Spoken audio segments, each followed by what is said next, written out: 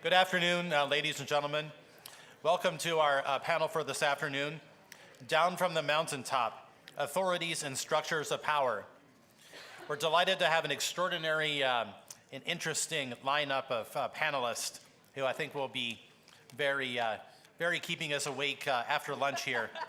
I'm convinced. Having been following their work and their writings and their public witness for many years now. Let me introduce the panelists. First we'll have Dr. Jacqueline Rivers, who is currently a lecturer at Harvard University. She is the Executive Director and Senior Fellow for Social Science and Policy of the Seymour Institute for Black Church and Policy Studies. She has presented at Princeton University, the University of Notre Dame, the University of Pennsylvania, the American Enterprise Institute, the Vatican, the United Nations, and several other venues. One of her latest publications appears in the volume Not Just Good But Beautiful. She has also published a chapter written with Harvard sociologist Orlando Patterson and published by Harvard University Press in the Cultural Matrix. She holds a PhD from Harvard University, where she was a doctoral fellow in the multidisciplinary program in inequality and social policy of the John F. Kennedy School of Government.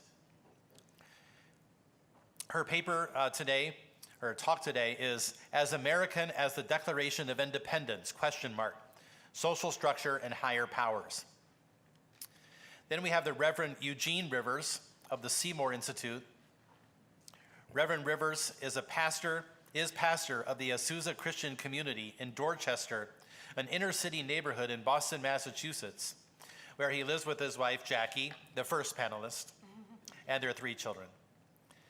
His programs to get churches involved in curbing youth violence have been emulated nationwide. He has been active for over 35 years, working within local communities and with the federal government on issues of domestic and foreign policy. He advised both the Bush and the Clinton administrations on their faith-based initiatives and issues of foreign policy in connection with the African AIDS crisis. His paper title is, or talk today is, Martin Luther King Jr. and the Principalities and Powers. Then the third presentation will be joint with Monique Giroux from U.S. Agency of International Development and Marisa Gabrielle of the University of Notre Dame. Monique Giroux is a fellow of the Center for Ethics and Culture and senior advisor to the Bureau for Global Health in the Office of Population and Reproductive Health at USAID. A practicing obstetrician gynecologist, she was most recently an assistant professor in the Division of Clinical and Epidemiological Research in the Department of Obstetrics and Gynecology at Duke University Medical Center. Then Marisa Gabrielle, a native of Bermuda, is a first-year Doctor of the Science of Law, the JSD program, and a doctoral program in law here at Notre Dame Law School. Marisa graduated from Trinity College, Dublin, Ireland, with her Bachelor of Laws degree in 2010, then earned a Master's in Law at the London School of Economics in 2011. She also earned an LLM from Notre Dame Law School here in 2018 before entering the doctoral program. I have the honor of having had her as a wonderful student in my course, The Politics of Reconciliation. And their joint paper, Monique and Marisa, is Let Every Soul Be Subject to the Higher Powers, Romans 13, Subsidiarity, and International Aid. So we have the honor of beginning with Jacqueline Rivers.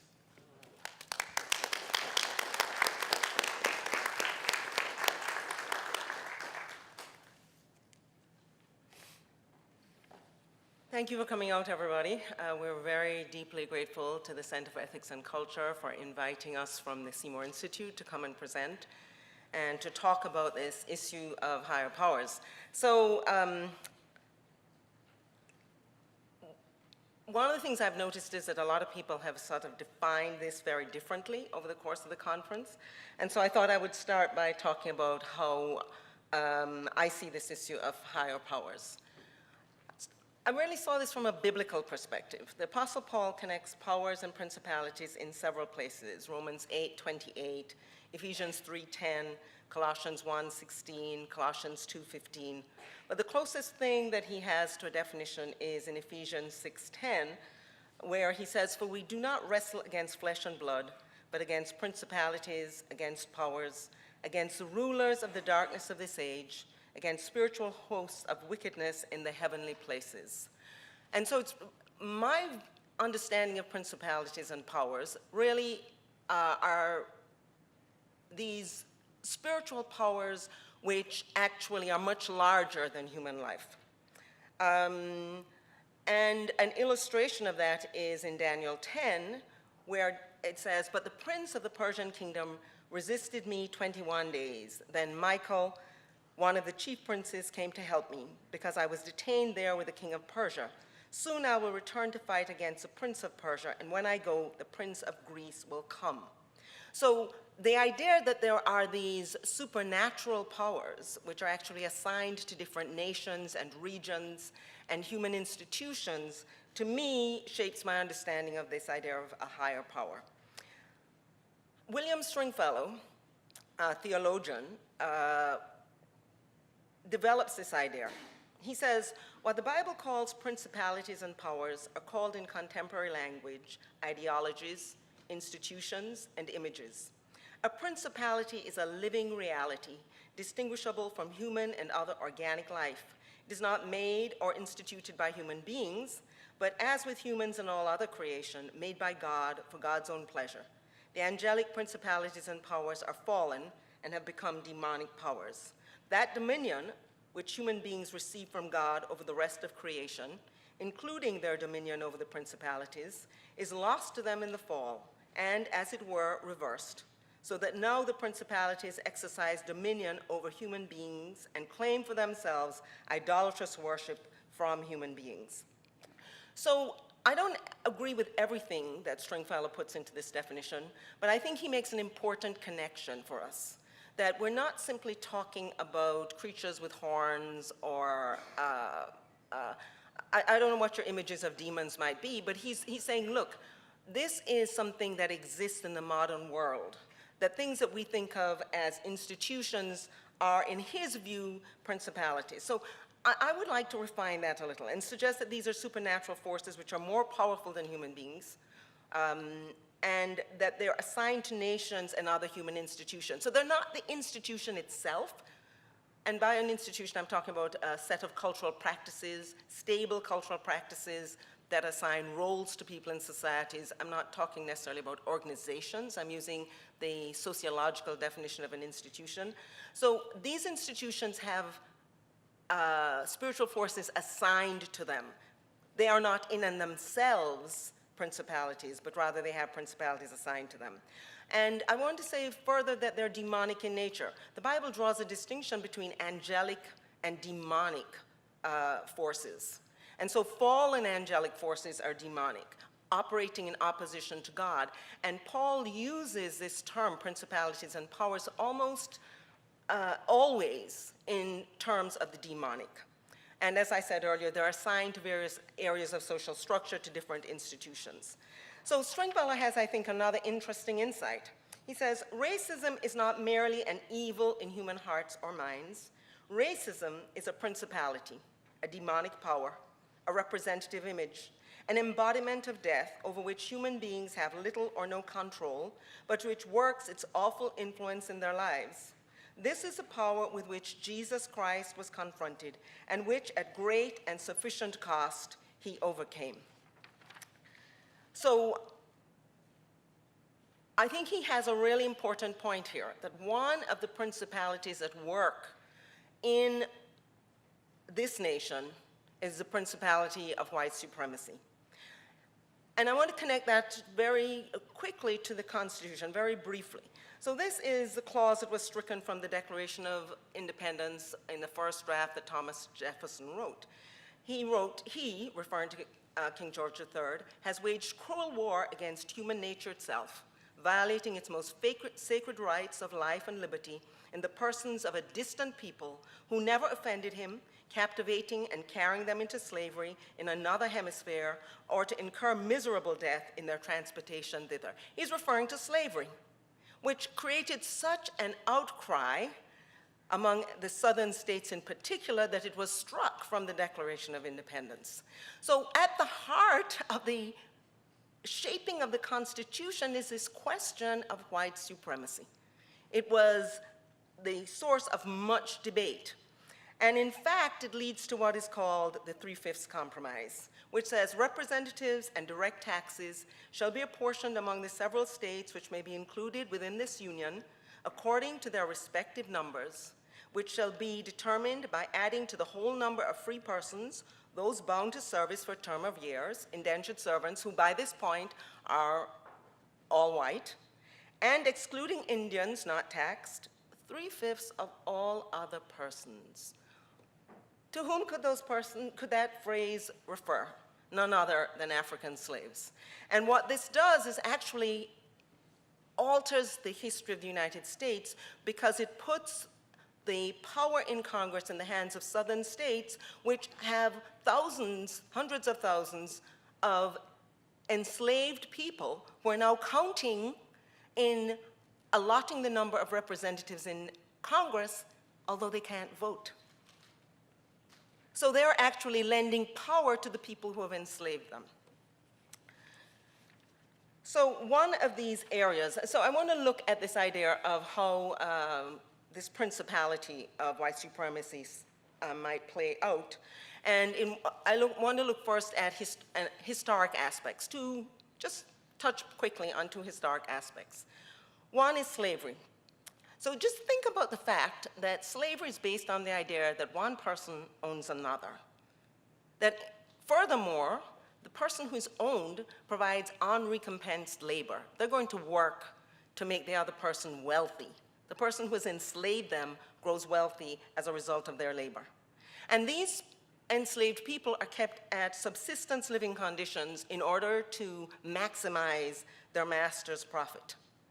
Furthermore, when it's at the convenience of the master, these families are ripped apart. In fact, there's no such thing as legal marriage among slaves, precisely because slaveholders intended for all of their professions of Christianity, intended to be able to separate man and wife, because these were essentially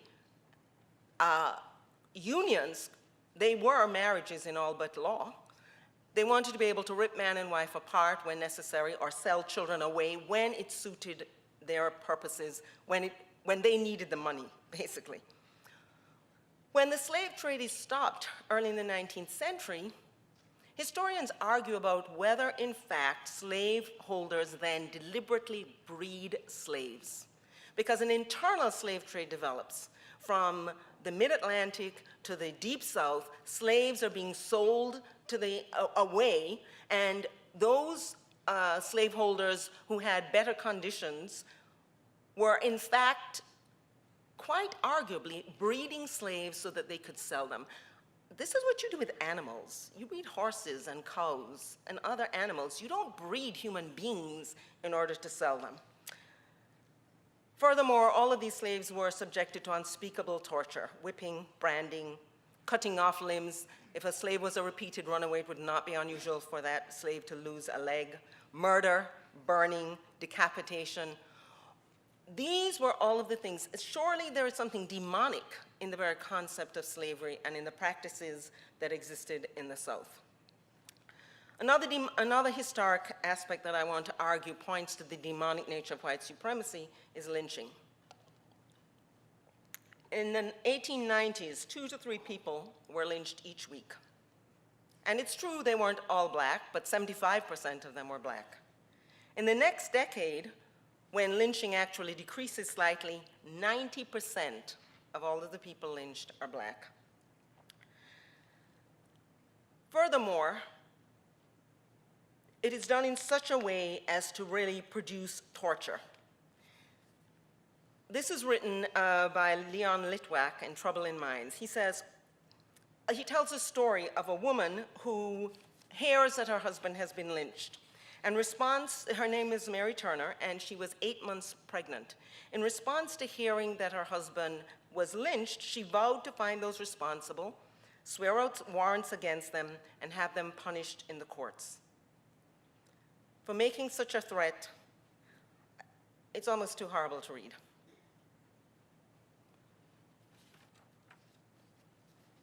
I'll let you read it yourself. Lynching develops after the end of slavery because one thing that provided a small measure of protection to slaves was that they had financial value to their owners, their masters. But when emancipation comes, black people are truly expendable. Litwack says that one Southerner says, kill a hog, buy another. Kill a nigger, hire another. You could simply kill people. So I want to move quickly because I know I have way too much to offer you. One aspect that reveals the demonic to me is a gleeful exhibitionism. This is a photograph of people at a lynching, happily, proudly, smiling, pointing at the people that they have killed. This is an entire family being lynched. Innocence or guilt had nothing to do with it. An entire family being lynched. It was a picnic atmosphere. Children attended lynchings. One 9-year-old boy said, "I've seen a man hanged, now I want to see one burned." And in fact, Litwack says that this is a photograph of Will Brown being tortured and mutilated. And Litwack goes on to say that it was not enough after a while to simply kill people.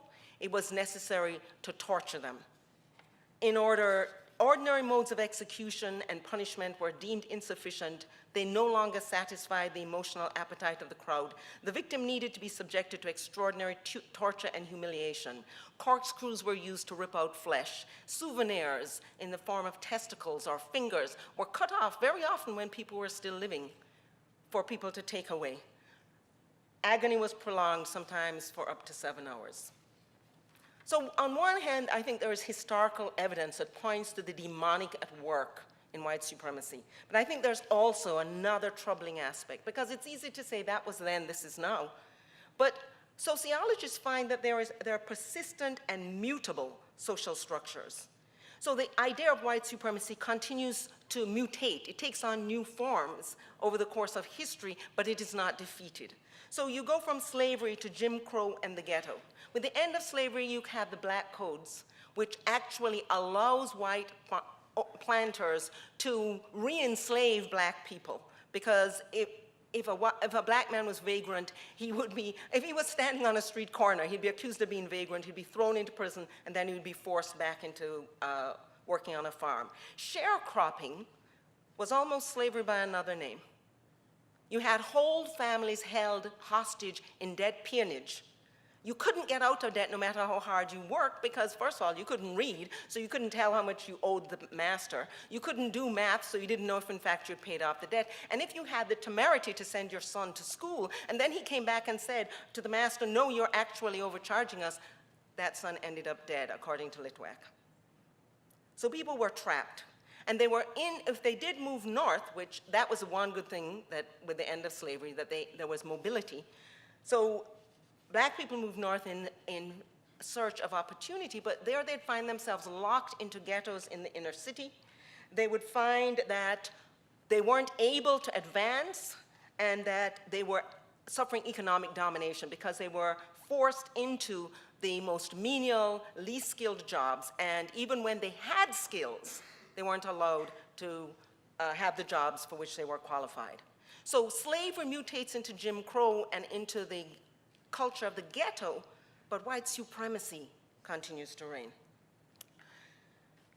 Furthermore, there is a decline in biological racism, according to Lawrence Bobo, a sociologist at Harvard, and his colleagues, but only that leads to a rise in laissez-faire racism.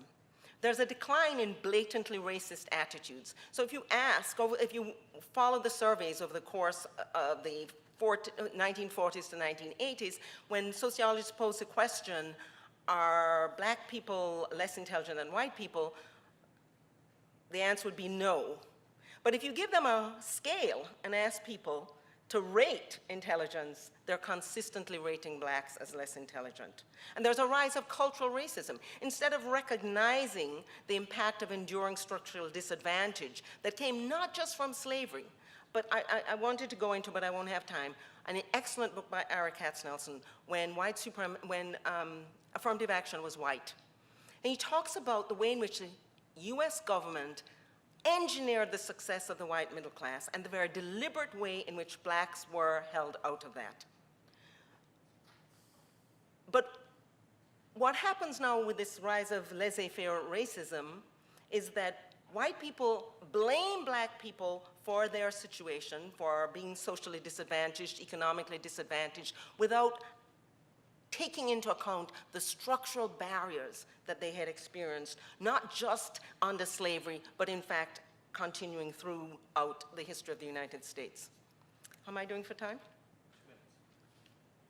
I don't think you're my timekeeper. Thank you very much. Okay, racialized mass incarceration, I think is, I'll try to go very quickly on this because I think it's an important manifestation of a current manifestation of the demonic force of white supremacy. This is from the research, it's research from the National Council on Crime and Delinquency, global incarceration rates in 2006. This is not racial, this points to a broader problem in the United States. You can see that the US is imprisoning 738, in 2008, the figures have come down some since then, but they were imprisoning 738 out of every 100,000 people in the population, which is more than Russia. And according to Loic Vacant, it's more than Russia was at the height of the Gulag against which Solzhenitsyn wrote. The United States, in prosperous times, in free times, imprisoning more people than during the Soviet Gulag. And more than in South Africa, and according to Vacant, more than South Africa ever did, even when apartheid was in force. I'll just say quickly what this points to, that between 1880 and 1890, over a 100-year period, 285,000 inmates are added to the prison system in the US. But between 1980 and 2000, 1.1 million inmates were added. Something is clearly very broken. And now I want to turn to the question of the racialized nature of this. Because you will see that though this is a work of Bruce Weston at Harvard, who was at Harvard, I think, now at Columbia. And you will see on the left, here's the data for white men. The chance of being imprisoned went from being 1.4% up to 2.9%. So yes, there was a huge increase in your likelihood of being imprisoned. But among black men, it went from 11% to 20%. You have a 20% chance of being imprisoned. And here, in case you want to say, well, I can't imagine anyone in this room would make this argument, but someone out there might. Well, of course black people are imprisoned at higher rates. They are more criminal. They're more violent. They're more likely to commit crimes of all kinds. So Larry Bobo presents this data, which shows that the US population, the column in orange is white people, and the kind of, I don't know what color that is. The other color is black people. And so 76% of the population is white. 70% of the monthly drug users are white. 65% of drug arrests, white. Drug convictions, only 46%. And prison sentences, only 45%. So you go from 70% of drug users to 45% of convictions, of prison sentences. And with black people, 14% of drug users are black, but well over 45% are sentenced. I'm sorry, that data is missing. But you can see it's well over 45%. Actually, I think the 45% is black people, and the 26% is state prisons for white people. Okay, so I'm out of time, but I just wanted to I just want to give you a little updated information just to show that this is more recent information. This is 2016. 64% of the population is white, only 30% imprisoned, 12% of the population is black, 33% imprisoned. I want to remind us that Jesus overcame the principalities. We are not lost. In Colossians 2, Paul tells us that he led these principalities captive. Therefore, we ought to be in prayer and in action, empowered by his victory. Against mass incarceration, I wanted to talk about residential segregation because it is a great evil, the source of a lot of the structural disadvantage, but very difficult to resolve. I didn't have time for that. And we need to be on guard against the next mutation of white supremacy. Thank you.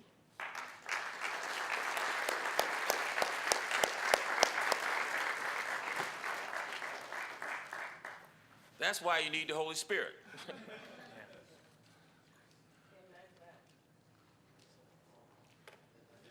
I want to preface my remarks by recognizing and thanking in his absence my main man, Dr. Carter. I just want to express my appreciation for providing a forum that addresses the planet Earth. So I bring you greetings from the planet Earth, where I live for real. And I want to, again, appreciate my superior three-quarters over here, Professor Rivers, for this excellent presentation. So I want to engage the theological implications of her data. My talk for the next 20 minutes is Martin Luther King and the Principalities and Powers. Harvard professors Brandon M. Terry and Tommy Shelby, in their recently published volume, To Shape a New World, Essays on the Political Philosophy of Martin Luther King, Jr., argue that any attempt to critically engage King's political thought confronts a paradox. On the one hand, there is the inescapable fact that King may be the most globally celebrated political figure, as well as part of the most renowned social movement to have emerged in the U.S. in the 20th century. Yet they write, King's having been memorialized so widely and quoted so frequently, serious study and criticism of his writings, speeches, sermons remain remarkably marginal and underdeveloped within political theology, philosophy, political theory, and the history of political thought, even in the subfields where one would have thought his writings would have been essential reading. In consulting over a dozen volumes on political theology for our proceedings today, I found not a single reference to King. Terry and Shelby observed that the latest edition of Michael Cummings' influential collection, American Political Thought, published in 2015, includes only the letter from the Birmingham jail giving King roughly the same amount of space as Orestes Brunson and Pat Buchanan. The Oxford Handbook of Political Philosophy, 2006, has no mention of him whatsoever. In short, philosophers, historians of political thought, and political theorists, whom collectively they designate as political philosophers, neglect King's well-considered and wide-ranging treatments of welfare rights,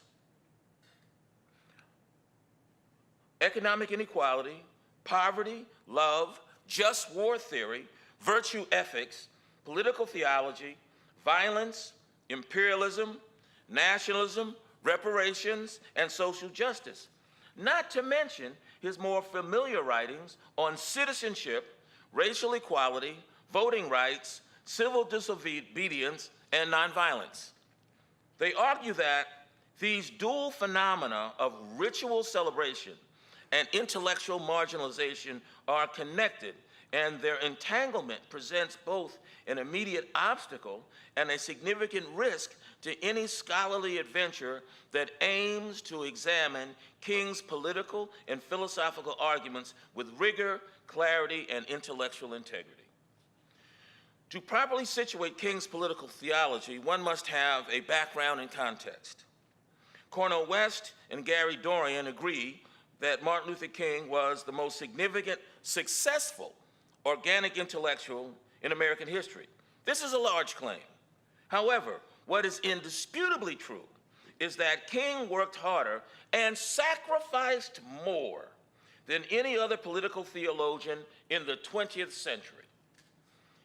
In the current political crisis, our country desperately needs to rediscover the moral example of Reverend Dr. Martin Luther King.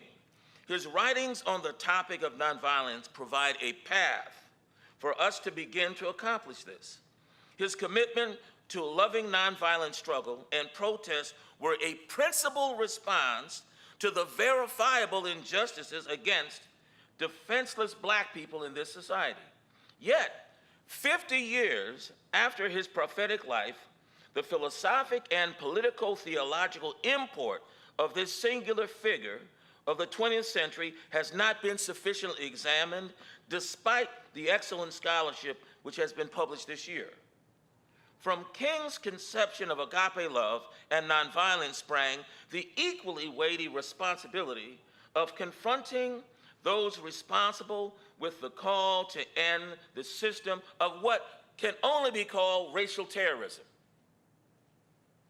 In his essay, Nonviolence and Racial Justice, published in the Christian Century in 1957, Dr. King laid out a path forward for the country on the basis of a love-based, agape-based, nonviolent resistance.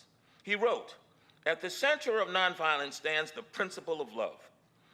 In struggling for human dignity, the oppressed people of the world must not allow themselves to become either bitter or indulge in hate campaigns. To retaliate with hate and bitterness would do nothing but intensify the hate in the world. Along the way of life, someone must have sense enough and morality enough to cut off the chain of hate. This can be done only by projecting the ethics of love to the world that we are confronted with. If Dr. King were here today, we know from the historical record that he would have condemned in the most explicit terms any form of violent political protest.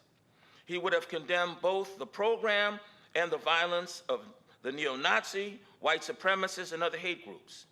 They have the constitutional right to speak and protest the removal of Confederate statues and to air their grievances, but they must embrace Dr. King's example of nonviolence.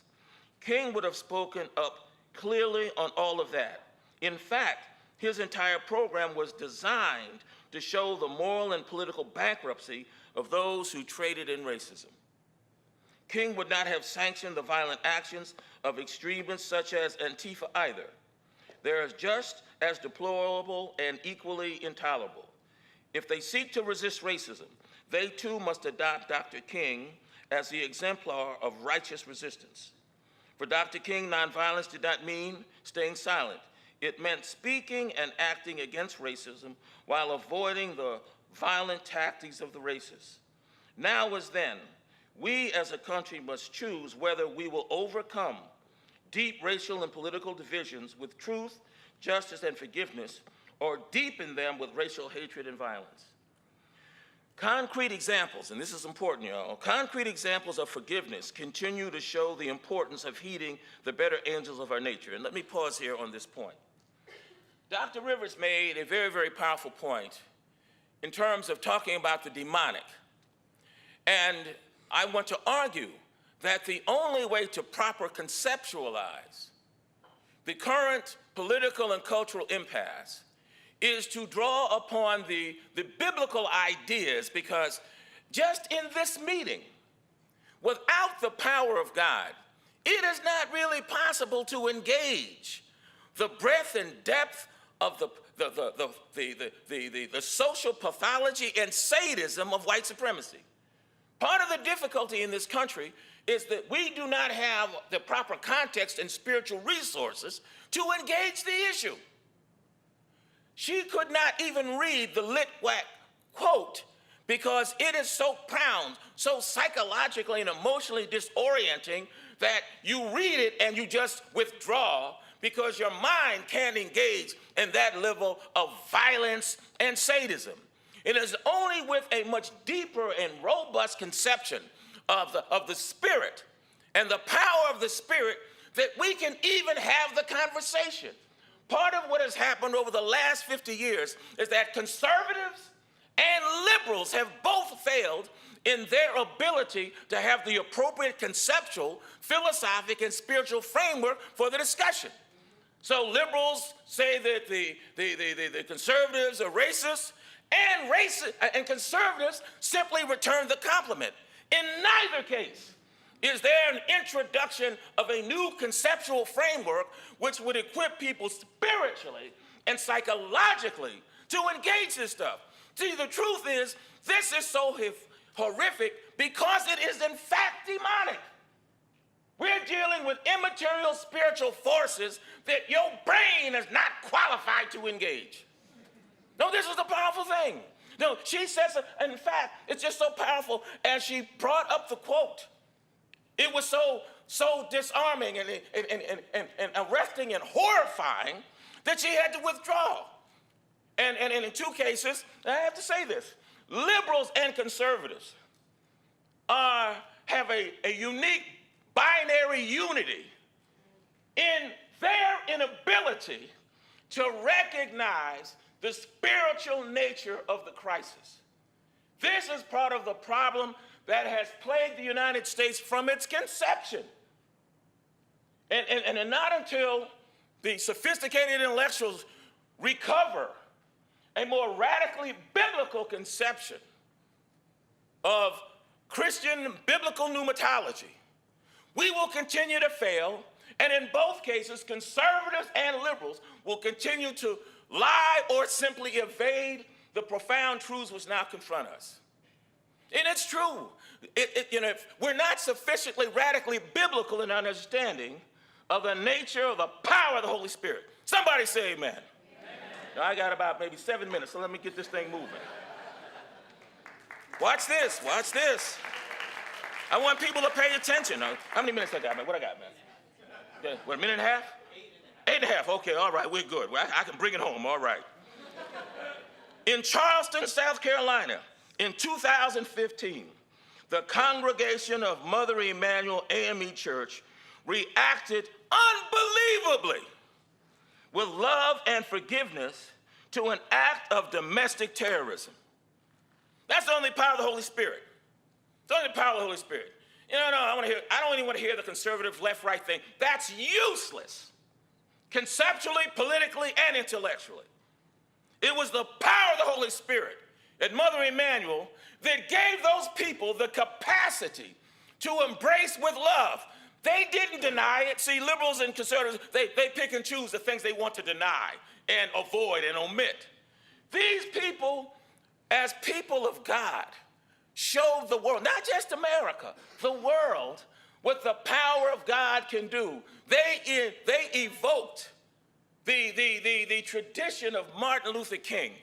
And this country is not going to get out of the moral and political impasse that they're in the middle of.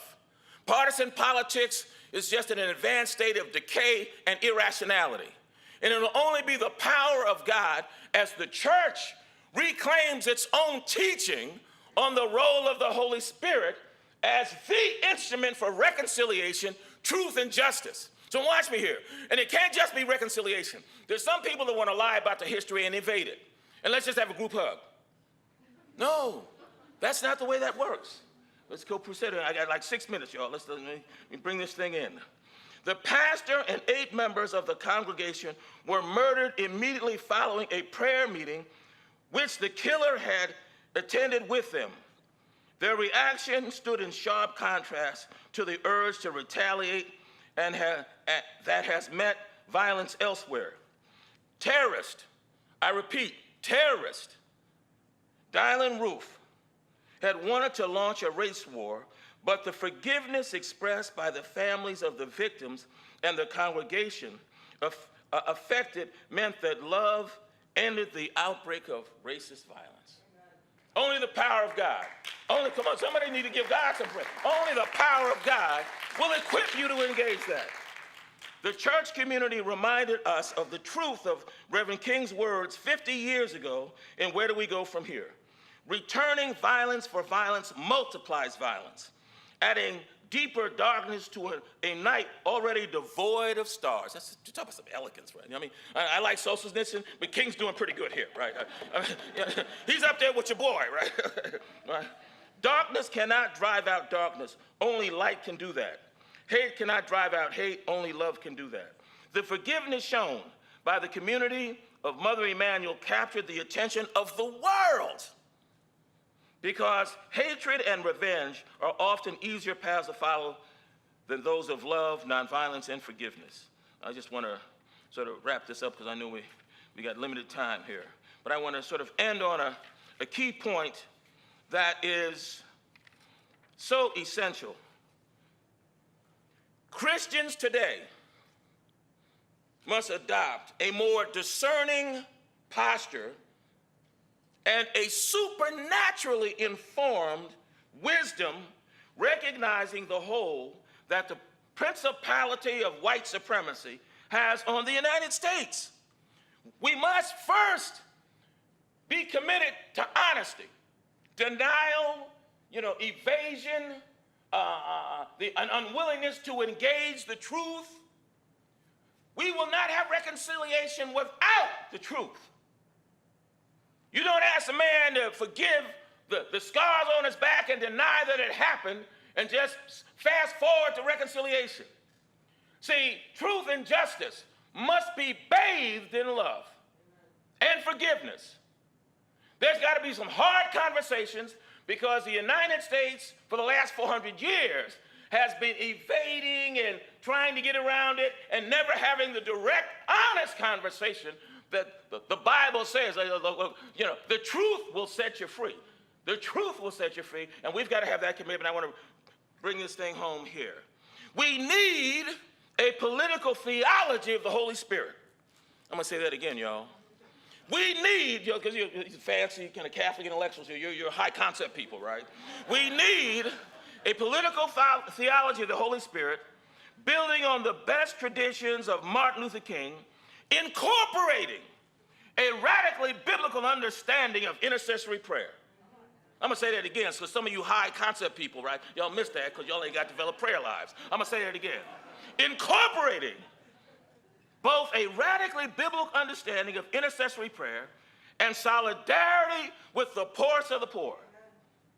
To that end, we, the church, will become authentic salt and light, not talkers, just mere talkers, but people who embody the love and the power of God in solidarity with those who have been denied, so that we can say, like Jesus, the Spirit of the Lord's on me because he's anointed me to preach good news to the poor. Come on, somebody. And James brings that on up again, where he says, and this is a heavy thing, this is some real liberation theology for you radical, big high concept theologians. James says, and this is the pure religion that your God, your Father, requires and demands, that you care for the orphan and the widow in their distress and not be polluted and contaminated by the affairs of this world. To the glory of God, everybody, amen.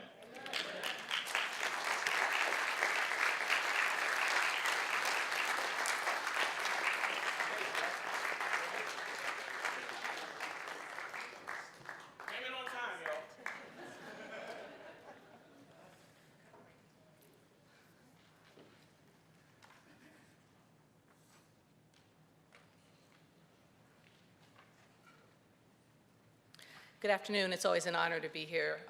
Jean, you've just put me in a bad position. I just don't even know how to follow up on that, but we have to keep moving forward. So it's a real pleasure to be here as always. Just really value the center and the example that it provides, really in many ways of putting out a tent under which Black Pentecostals like me, Catholics, Orthodox and Protestants can all get together. And I also have told Carter I have a right to be here. My great-grandfather was Irish, presumably from the county of Cork, and had red hair and green eyes, so I belong here anyway. Okay. So today, we're going to talk about, just change the topic a little bit after our awesome previous presentations, to discuss Romans 13, subsidiarity and international aid in the context of human rights and Catholic social doctrine. My co-presenter here is Marissa Gabriel. She's a JSD candidate here, as we heard earlier from Dr. Philpott in Notre Dame School of Law. So I do need to put my disclaimers. I did not receive any financial or other payments. I've often wished that I could say that I've received these payments, but I can't. I didn't get any compensation, and these are my views. So the purpose of the fall conference is to discuss the proper relationship between God, the human person, and the state, and in assessing this relationship in the context of the application of international state-sponsored development aid, which is what I do for a living, subsidiarity can act as a valuable guiding principle in the context of Romans 13. I do want to go back to this picture. I really like this picture, okay? It reminds me of the proud metallic statue in Daniel 2, which represented the oppressive kingdoms of Babylon, Persia, Greece, where this picture was taken, and of course Rome. And this contrasts with the small stone of Daniel 2, which was of course Christ, which came and destroyed the statue and became a mountain that filled the whole earth.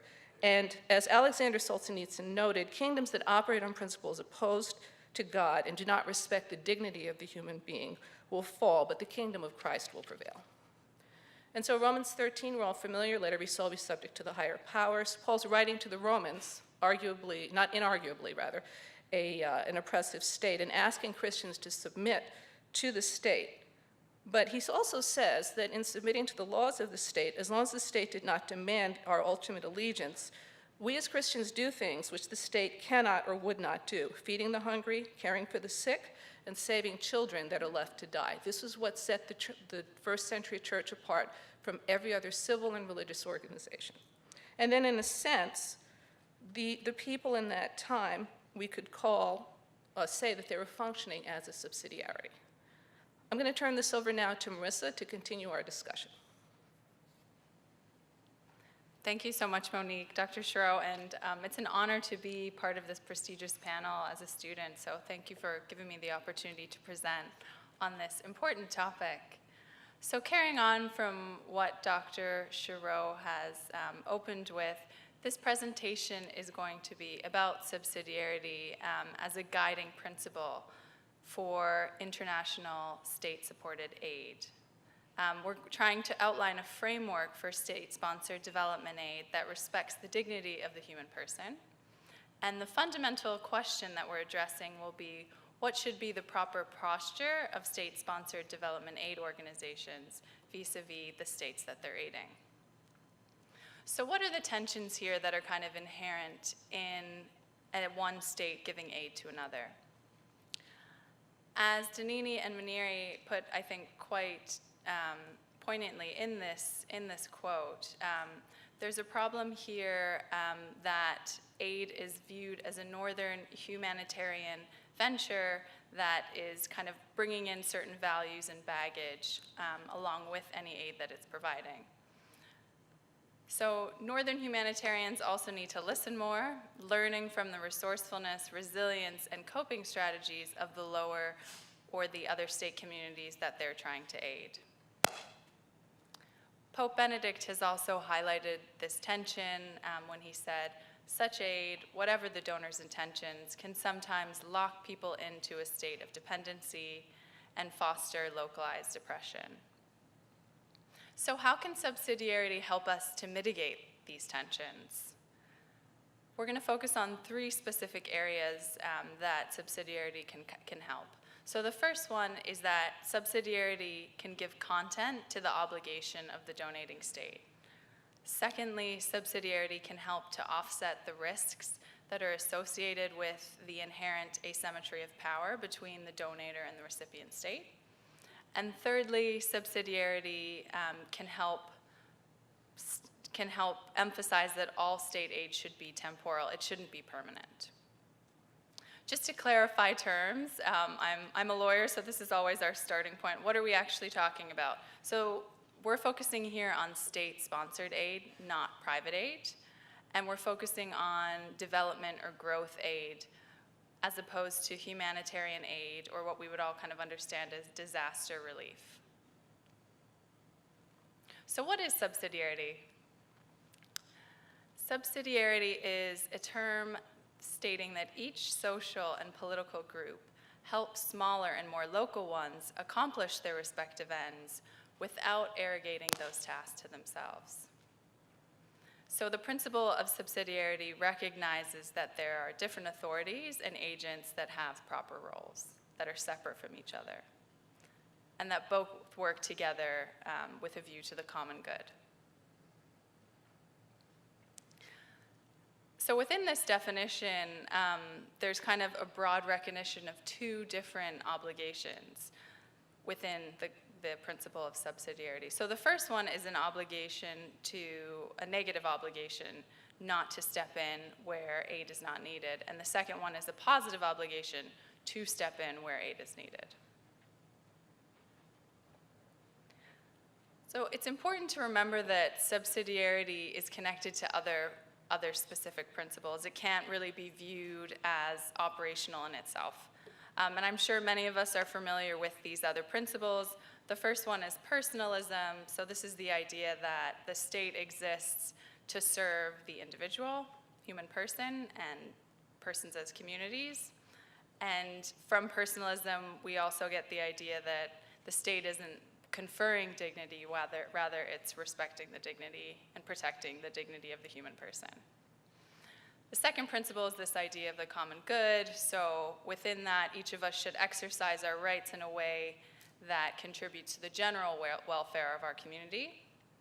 And the final principle is solidarity, which George Weigel describes as a genuine human society flourishes when individuals dedicate the exercise of their freedom to the defense of others' rights in pursuit of the common good. So the idea of the common good, personalism, and solidarity all need to be principles that kind of go with subsidiarity. It's not something that we can really consider completely on its own. A little bit about the history of this principle. The foundations were laid in Rerum Novarum, which was an encyclical written by Pope Leo XIII. But the actual term didn't appear until Quadragesimo Anno, which was a subsequent encyclical in 1931. And this articulation of the principle was a response to the breakdown of kind of intermediate institutions within the state.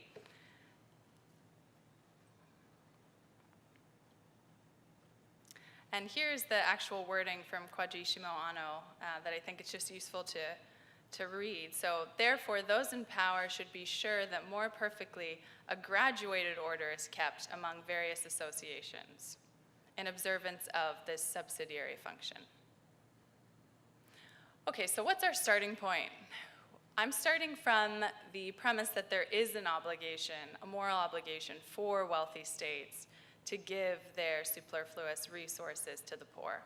So this is a generic obligation, but it's a concrete one, and it can be fulfilled in many ways. This has a parallel obligation, which is the obligation on behalf of the receiving state to use those resources with a view to the common good, specifically the common good of its own citizens. So in this wide kind of generic obligation, the question arises, what does this actually mean, or how can we kind of zero in on what this obligation, how it kind of cashes out? So I think subsidiarity can help us here because it kind of highlights two specific steps that a donor state should take.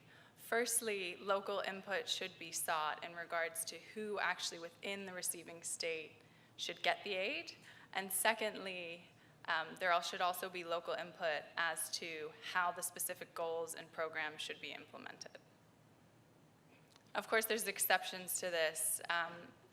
As I said in the beginning, we're not talking about humanitarian aid here or disaster relief or the case of a failing state.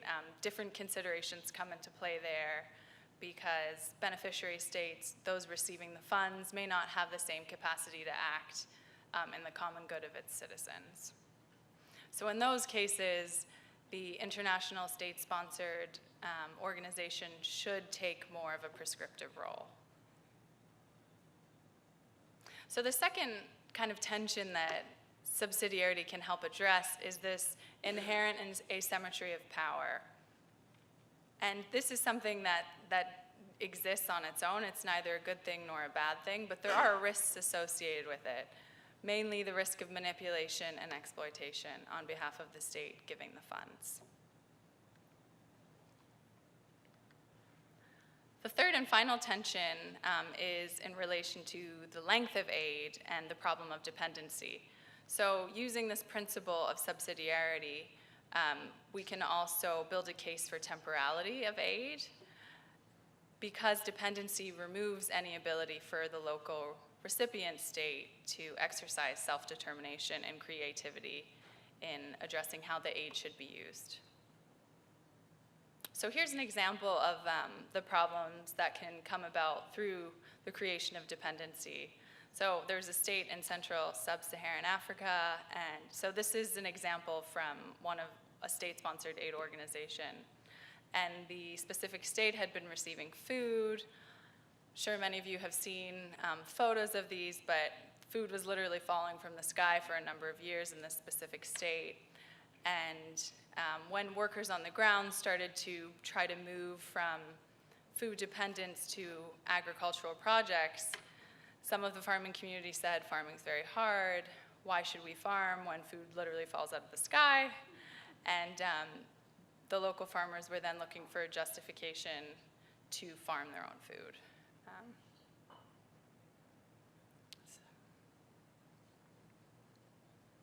So what are some practical applications of this using subsidiarity as a directive principle? So USAID has two different policies that I think show how the principle can be applied. First is increased engagement with smaller indigenous organizations when determining how to use aid. And the second is viewing aid overall as part of a larger project to transition to self-reliance. So Mark Green was quoted as saying, the purpose of foreign assistance is to actually end the need for its existence, which is very much in line with this idea of subsidiarity. So why is this important? A recent report by the Council on Foundations found that 88% of the grants being made by US foundations were actually awarded to organizations based outside of the US, but not to the country. So 88% of the funds being used are sent overseas, but not to the specific country that's being aided. And only 12% of the grants were awarded directly to the states being aided. So this is a problem of having people external from the local community trying to solve problems and actually gaining most of the funds. Let's see if we have,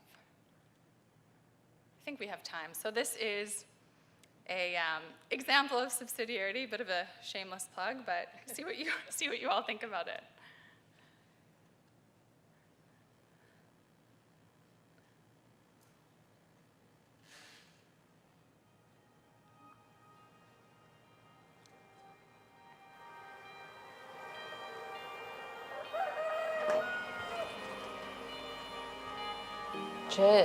ჩემს საამქროს ჩირის წარმოებას ავარქვი სკიჯი. სკიჯი არის ხმელი ყურძენის ძველ ქართული სახელი. ამ სახლში ვცხოვრობ, ძირითადი მაცხოვრებლები ვართ ადგილზე, მე, ჩემი მეუღლე აჩიკო და გერმანული ნაგაზი როკი. ყოველთვის იყო ჩემი ოცნება, რომ დაბრუნებულიყავი გურიაში და ჩემი ძირითადი საცხოვრებელი ადგილი ყოფილიყო ამ სახლში.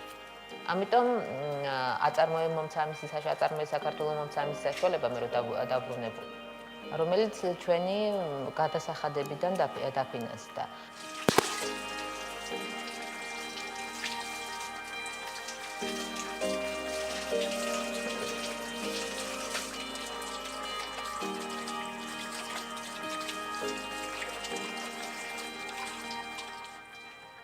მან მომცა მართლაც შანსი, იმიტომ რომ მე გამიჭირდებოდა დანაზოგის გაკეთება, იმ დანაზოგის გაკეთება 5000 ლარის გაკეთება, რომ ეს საქმიანობა წამომეწყო. გემრიელი და მიღებული, ძვირად ღირებული ნუგბარი. და შევჩერდით ჭირზე. და წლების განმავლობაში ვამუშავებდით ამ იდეას. ბიზნეს გეგმაც კი მზად ჰქონდა. მაგრამ ვერასდროს ვერ გამოვნახეთ იმის საშუალება, რომ ეს ბიზნესი დაგვაწყო და ძირითადად ხილს ვიღებ მეზობლებისგან. ადგილობრივებია ძირითადად კი არა, ფაქტიურად ადგილობრივებია. იმედის მიცემა აქ მცხოვრები ადამიანებისთვის, რომლებიც საკმაოდ დეპრესიული და ხელჩაქნეული არიან და ღარიბები არიან, უღარიბესი კუთხე არის გურია. და მინდოდა რომ ამით სტიმული მიმეცა მათთვის, პირველ რიგში სტიმული მიმეცა მათთვის, რომ აი აქაც შეიძლება რაღაცის გაკეთება და აქაც შეიძლება აი სახელმწიფო პროგრამების განხორციელება და სახელმწიფო და ადამიანი ერთად არის და შეიძლება რაღაცა დაახლოება მოხდეს, რითაც ის მთავარი მიზეზი, რასაც ქვეყნის აშენება ქვია, იქ მივა. ძალიან მინდა რომ ისეთი საწარმო შევქმნა ბოლოში, რომ ბევრი დასაქმდეს იქ. და სახლში დაბრუნდნენ ადამიანები და სოფელი გაცოცხლდეს. ეს უმნიშვნელოვანესი ჩვენი ქვეყნისთვის, მე ესე ვთვლი ყოველ შემთხვევაში. თუ გვინდა რომ ქვეყანა განვითარდეს და რაღაცა სახე მიიღოს ქვეყნის სახე, ხალხი უნდა დაბრუნდეს თავიანთ ფუძეზე და სოფელი უნდა განვითარდეს, რეგიონი უნდა განვითარდეს.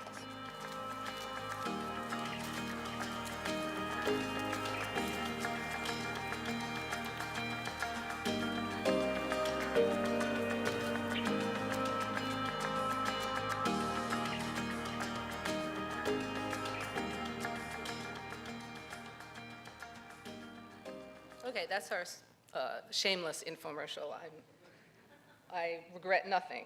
So I do want to point out that the point of that actually is that there is a real power in focusing on the fact that so much of our aid and so many aid organizations focus on the starving children in Africa, and that's really not the point of development. Yes, we want to assist people who are in dire humanitarian straits, but the true point of aid is development, and the true point of development is helping countries become more self-reliant. So I'm not ashamed of that video.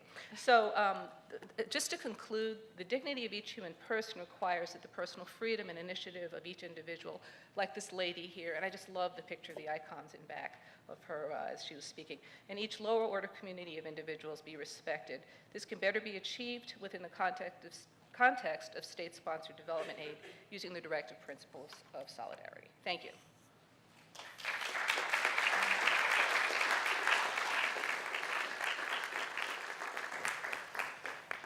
Well, thank you for 3 very dynamic presentations. We're now pleased to entertain questions, and you've already got the right idea here. I think people should know the routine by now. So let's begin over here and address it to specifically to one of the panelists or one or more. Thank you all for coming today. I really appreciate it. My name is Christopher Belmarez. I am a Notre Dame Law School student here. It's my first year.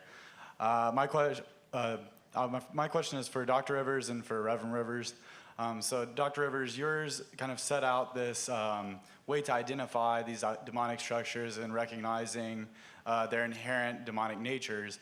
And Reverend Rivers, you approach it with Dr. King's approach and recognizing that God and our faith has to be the base for relieving this problem. However, that seems more like a grassroots effort. Is there something that you would say that would be a larger initiative that could go to the heart of the problem federally, or that within government, even statewide, that would really address these issues? Thank you. I think what has to happen first, and this goes back to King, there's got to be a major educational effort in the churches to educate the faithful. Theologically, I mean, what Dr. Rivers broke down around the principalities and powers, that's not taught in churches. Churches do not teach that white supremacy is sin, because they don't talk about white supremacy because they're nervous about it. And people sort of break out in a rash and they don't know theologically or emotionally because the racial discourse is now blaming each other. So nobody wants to hear that, right? Nobody wants a guy wagging his finger and calling you a racist, so, right? See, the first thing that has to happen is that there must be a commitment on the part of Christians to say, our country has a challenge. One dimension of this is white supremacy, and we're not going to lie about the sin. It's like trying to call fornication intimate relations. No, no. Fornication's a sin. That's what it is, and we're not going to call it something else. And so I think, number one, there has to be a commitment on the part of those who have a teaching function in the church to engage this, to look at the history, to look at the biblical theology, the biblical principles, the Christian principles, and to engage it. See, part of what's happening, the sin of the churches is that we're not telling the truth. We're not engaging this thing honestly, you know, and it'll probably have to be the young people who engage the truth, look at the history, and then say, animated by love, because King's role was to educate America. He set the example of love, agape, and truth. So it was love, truth, and justice, and forgiveness, right? And you got to have all three. And so we'd have to have so locally on campus. I mean, people aren't talking much about King now. King's not a major subject. And in fact, he's the only figure we have in the 20th century that can help us, who's a prototype of how to engage this honestly and stop lying about it or ignoring it. So we have to resurrect the teaching and the role model of Martin Luther King. And that's a functional thing that young people can do. So I think it is very important that we're not merely looking at it at the grassroots level and at the local level, but I think we also have to be very careful about that, because we had a civil rights movement which was massive and brought about a great deal of structural change. We also had government programs like affirmative action, which I didn't talk about in my presentation, but was closely related to some of the changing attitudes, which produced a lot of pushback. So if you think about the argument that white racism is this, white supremacy is this demonic structure that morphs, that changes shape, on one level, the first and most important place to fight it is in each and every human heart. That's the first place. Because if we simply try and go at it from the top down, it will find a way to, it will come back at us in some new form. And I don't want to suggest that there hasn't been tremendous progress made, thank God. The kind of things that I described, under the lynching section or slavery don't exist anymore. But I think that the two have to move together, and that you can't go to the policy level, you can't go to a mass movement before you have some change, some serious, important change in the individual heart. And I think the two have to go together. Okay, let's go over here. Hello. My question is for you, Reverend Rivers. My name is Lewis Pearson. I teach at the University of St. Francis in Fort Wayne, Indiana. A senior colleague told me he remembers when the national media ceased calling Martin Luther King Jr. Reverend King, and they started calling him Dr. King. Right, right. And so I was struck when you mentioned the poles of the celebration ritually and the lack of academic scholarship and engagement. If you could comment on this idea that generally in recent American culture, many Christians are suspicious of philosophy because we'll do things like explain away demons and call them something else. Right, right. Or we have philosophers recently who basically dismissed Christianity altogether. Right. And I wondered, this man who was a philosopher and a reverend, whether the fact that these two live together in him is why we don't see a lot of things happening with him with academics. There are a lot of historical factors that go into answering your question. Just very briefly, there must be an intellectual revival to recover King, because most black people don't get King. They get the benefits of King, but very few have studied what his life was really all about. And so I would say to you is that the churches, because, and let me just throw this while I'm here, King benefited greatly from the moral and spiritual support of the Catholic community. A lot of those folk that marched in Selma and went through hell were young Catholic seminarians and women religious that supported him. I just want to, just parenthetically, but we can talk offline. There's some very important books that have been written on King. Young people, the country is in a crisis that is unbelievable. We must recover the language, the ethics of Martin Luther King, because we're not going to get through this. This is such a hot mess in every way, and the only way to respond to whatever you think of the dude, 45, it's going to have to be Christian. And can I say, I think you have a good point about the difficulty that scholars have with dealing with King because of his religious conviction. So there is a book that's just been published this year, edited by Tommy Shelby at Harvard University and one of Reverend Rivers' protégés, Brandon Terry, who is also a professor at Harvard, To Shape a New World, which it's King without Christ. It's King without Christ.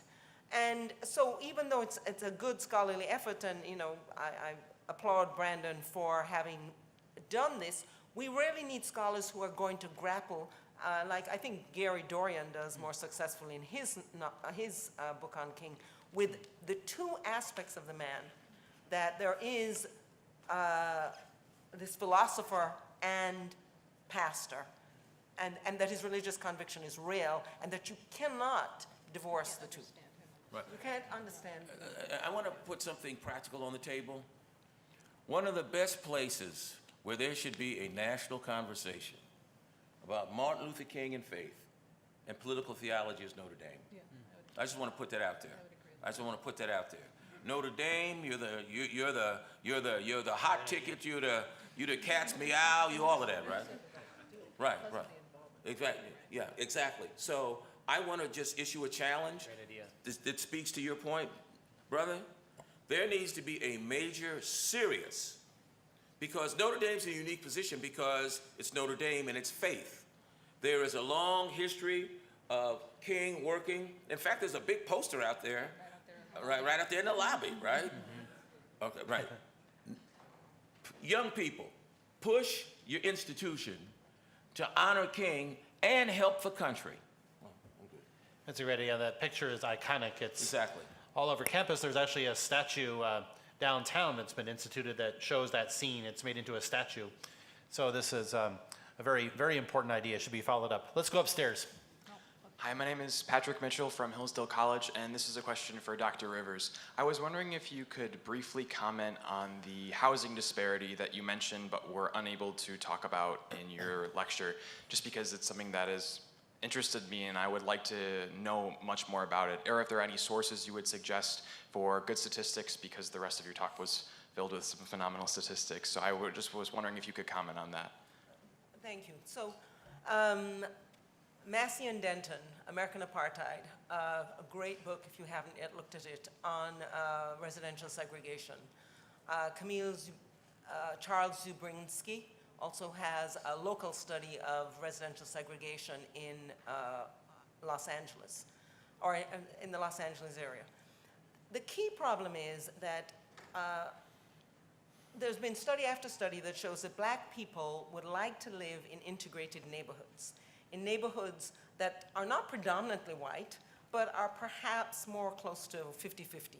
But that white people do not want to live in a neighborhood that is more than 30% non-white, in particular 30% black. They have a higher tolerance for living around other non-white groups, but in particular around blacks. So what happens is that if black people move into a neighborhood, you reach a tipping point, right? And whites start to move out, and the neighborhood goes from being perhaps all white to being all black.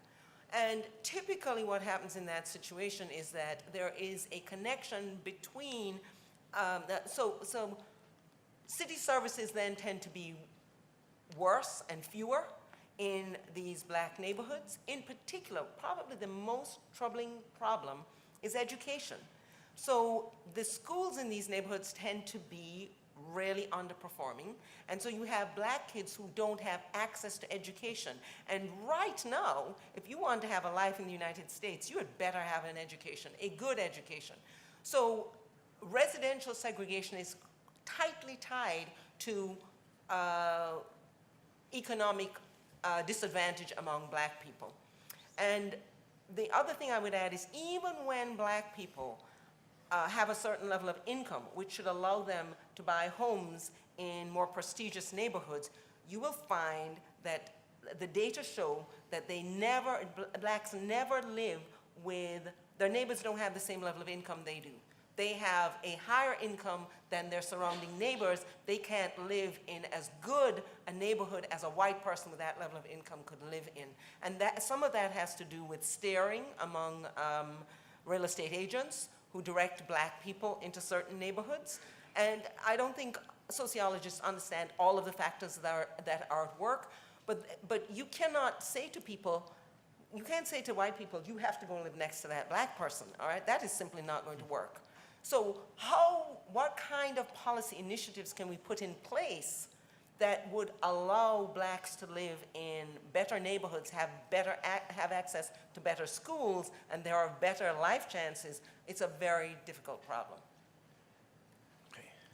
Thank you. My name is Judah Maxwell. I'm a law student here at Notre Dame, and my question is to Reverend Rivers and Dr. Rivers.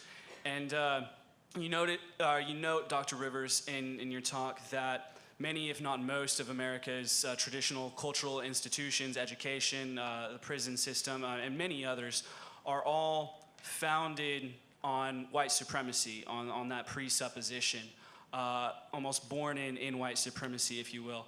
Now, Ta-Nehisi Coates says because of that, they are irredeemable, that they must be dismantled. They are, because of being born in white supremacy, forever tinged structurally of that white supremacy mark. And so then on the other hand, you have many conservatives who even idolize Martin Luther King Jr. and say we can keep these institutions if we, to quote the cliche Martin Luther King Jr. line, if we judge people by not the color of their skin, but the content of their character. Now, these same people are the type of people who think Lincoln was absolutely justified in doing the Civil War, but also admire Robert E. Lee as an example of American greatness and character. Do either of you think that one of these schools is definitively right, or if they're both wrong in some way, what is the correct way for our American cultural institutions to do going forward? So I think that is a very difficult question and an excellent question. I cannot agree with Ta-Nehisi Coates. We cannot simply dismantle all of the institutions in society. I am not for the abolition of of prisons, as Black Lives Matter calls for. I'm not for chaos, which I think would have to be the result of anything so drastic. On the other hand, I think for us simply to say, for us to so easily say these are redeemable, where are the ideas and the programs about how we would redeem these institutions? I don't know if the young man who asked the question about education is still here, but Thomas Shapiro also has an excellent book. Can't think of the name of the book right now, but it's about how whites choose education for their kids. The fact that the argument is, I'm not sending my child to this school system or this school because of the number of blacks there and therefore it's underperforming. They haven't even investigated how the school performs when they make that decision. So I think that there's some questions about how we transform institutions so that we can, in fact, make them counteract that white supremacy that's at work in them. And a lot of it has to do with individual decisions. That's not going to be enough. But I think a lot of what we're talking about with residential segregation and school segregation starts with individual decisions of white parents. I want to turn it over to Gina. Yeah, I know you want to say something, Oh, okay. but I just quickly Both on will the have to Coates be thing. succinct. I'll make this very quick. Oh, sorry. The Coates rap is a dead end. No, and Ta-Nehisi Coates says, if you're a black dude, life sucks and then you die. That's the gist of the book. Life sucks and then you die, right? Now, Or go run to France. or run to France and live. Right. No. Run to France and be rich, right? So I just want to say that faith faith. We live and work in the inner cities, dealing with the hood. The only thing that's going to make a difference in the long term are faith-based, I'm a Christian, approaches in solidarity. I'm saying Catholic teaching is the bomb on this stuff. Solidarity, subsidiarity, and then we need people to actually do it. Because the teaching's great, we just need more practitioners. Somebody say amen, right? Some people are actually going to do it, right? Celebrate it and applaud it and do victory laps for it. Then, and we can talk offline after the deal. Go ahead. Yeah, I want to really encourage you to investigate the claims that are made that these particular institutions are born out of white supremacy, because that's just not true. Obviously, mentions of prison appear in antiquity, but if you look at modern prison systems as they're constituted, prison reform came out of the great revivals in America in the 19th, 18th, 19th, and 20th century, so that's just not true. Compulsory education also came out of the great revival, so that's just not true. So the Bible talks about try the spirits to know if they are of God. And so when you're reading things of this nature, you really need to go and examine historically what the historical truth is, because it's not that hard to find. Yeah. Friends, I need to beg for forgiveness. We've gone 10 minutes over, but instead of applause, can I hear an amen? Amen. Thank you.